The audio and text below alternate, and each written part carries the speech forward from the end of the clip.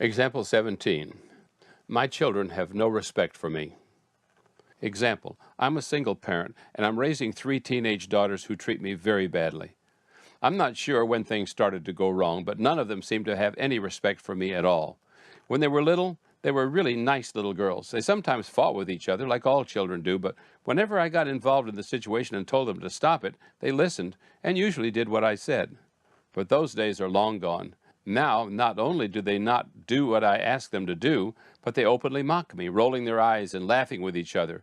It's like they've joined forces against me. I don't know how it happened or when it happened, but it's very uncomfortable. When did I lose control? Although there is tremendous variety in the dynamics of families in your culture today, there is a basic belief that many parents hold that is contrary to universal forces and, in our view, is the reason for a great deal of confusion and family discord. And your last statement hit right upon it. When did I lose control? Of course, it is possible to control the behavior of another to some extent, especially a child who's just coming into this world, small and dependent for so many things. But the concept of controlling another or of being controlled yourself is not something that any of you intended when you made the decision to come forth into this time-space reality. You knew from that broader vantage point that all things are attracted vibrationally, and therefore it was obvious to you then that all that was required for the creation of anything that you desired was putting your attention upon your object of desire and maintaining that connection until the physical actualization.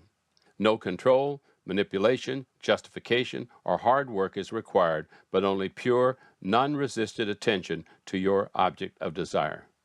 How free and wonderful life is when no one is attempting to control you and you are not attempting to control any other. You are born with basic instincts, not only for surviving in this environment, but also for joyous survival. You have come forth as a powerful creator, and it was your intention, without exception, to explore possibilities, to come to your own unique conclusions about what you want, and to create, through the power of your aligned focus, your own reality. So when others step into your experience and proclaim that they are the deciders of what you should create, want, think, or do, you feel strong discord within you, a sort of rebellion, which is indicating the upstream direction of your thoughts. When you understand the laws of the universe and the independent, creative nature of your children, it is possible to offer loving guidance that will be well received by them without stepping on their creative toes. When you realize that your children, like yourself, have come forth to create their own life experiences, then you will understand why they rebel when anyone tries to take that away from them. For some, the feeling is as intense as if a pillow were pressed to their face, depriving them of oxygen. Some parents in extreme situations believe that the more a child rebels, then the stronger the control that is offered must be. Some parents are encouraged, by other teachers of parental control, to establish ultimatums that stick to them until the children finally give in and yield their power back over to the parents, a sort of breaking of the children's spirits, as in the breaking of a wild horse, causing them to meekly do what the parents are requesting of them. And while we agree that the taming of these children may provide a quieter and more organized household, we do not encourage the breaking of the spirit of anyone. This business of parenting is a very big topic, and people have been struggling for a very long time to uncover the proper way of approaching it. No other relationship sets the tone for the life experience of every individual more powerfully than the relationship between parent and child. For from that early beginning, people set those first vibrational tones that most then carry with them throughout their entire lifetime to their graves.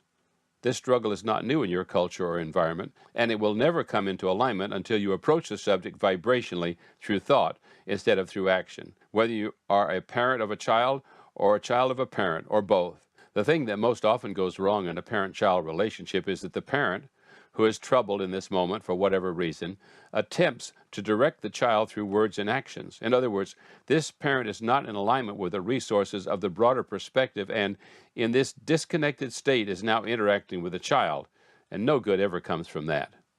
Endless scenarios could be written, and have been written, explaining the variety of bad behavior from both parents and children, but every instant of unwanted behavior could be easily resolved if the following all-important premises were understood. To parents, you have provided your children an avenue into this life experience. You are not the creator of your children's experience. Your children have more powerful resources for their guidance and wisdom than you. You are not responsible for what your children create now that they are here. Your children have the resources within them for whatever they desire. Your children are pure, positive, energy beings who have come here with great purpose. Your children were set into motion long before you gave birth to them. Your children have within them a guidance system that is powerful and precise.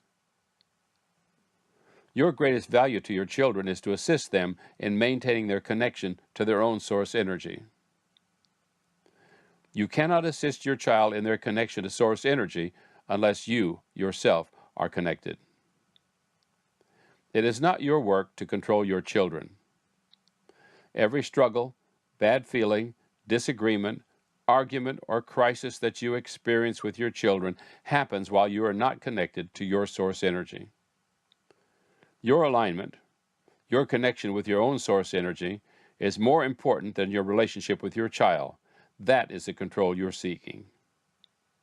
When you are mad at your children, you are not in alignment with who you really are, but the discomfort you feel is your own doing. To children of parents, your parents have provided this wonderful avenue for you into this time-space reality. While your parents certainly do want what is best for you, they have no way of knowing what that is. You did not come forth to do the bidding of any other. You are the creator of your own experience. You are an extension of source energy, and you have come here with great purpose.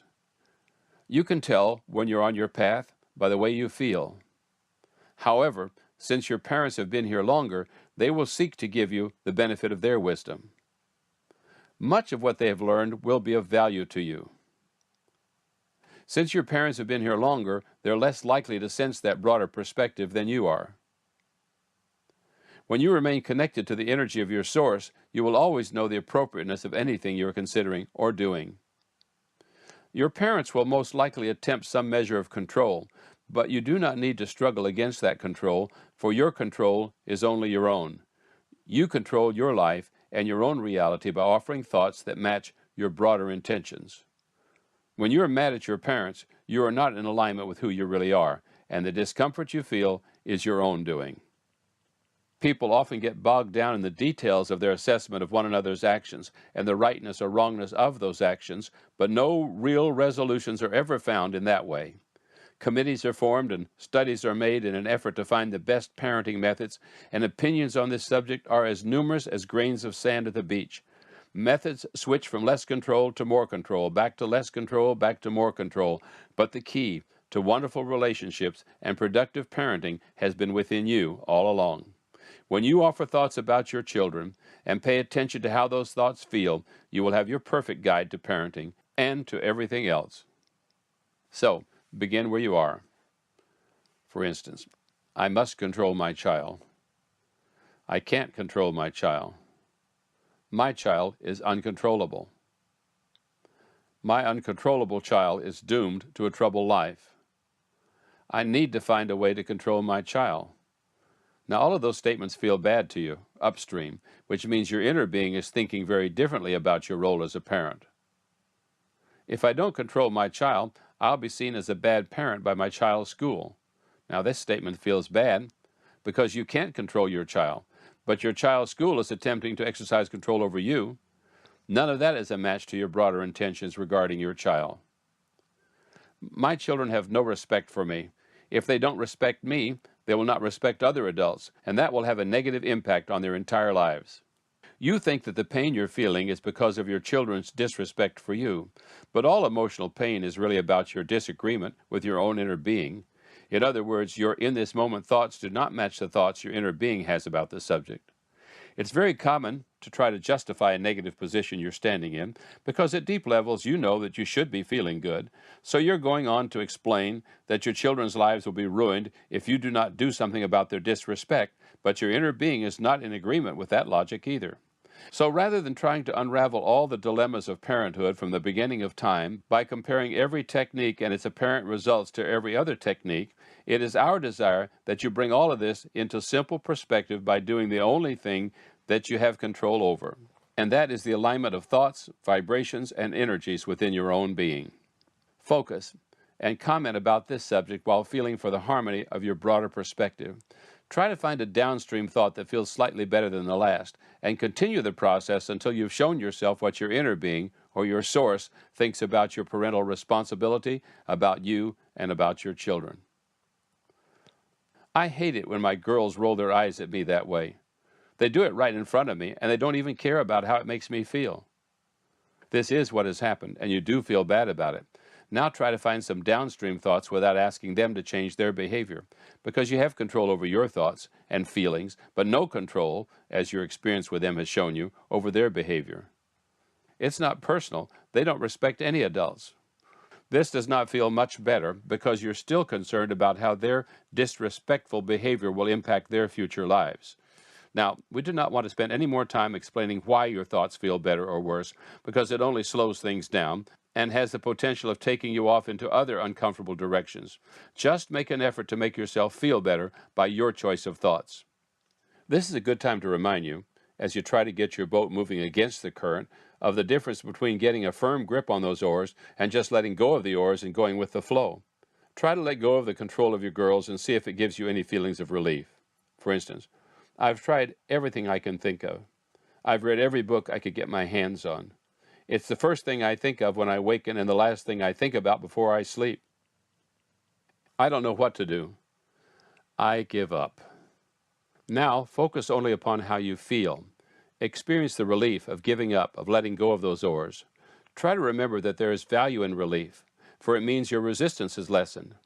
Every bit of discomfort you have experienced in your interaction with your girls has put more specific desires in your vibrational escrow regarding your relationship with them and regarding the success of their lives. And just now, in letting go, you begin to move toward those desires. So now you have access to other better feeling thoughts. For instance, I don't have to figure it all out right now. Maybe it isn't my job to figure out their lives. There aren't enough hours in the day to sort through the complicated details of my teenagers' lives. I think that I've been spending far too much time trying to do that. There are other things I could think about. They're a big part of my life, but I do have my own life. It feels good to think about giving the subject of my girls a rest. My girls would probably like that too. You are feeling much more lighthearted now. From your current vibrational stance, your very recent negative feelings even feel a little odd to you. You're feeling some slight humor in the idea that your girls will appreciate your lightening up as much as you do. For instance, they won't know what to do if I'm not haranguing them all the time.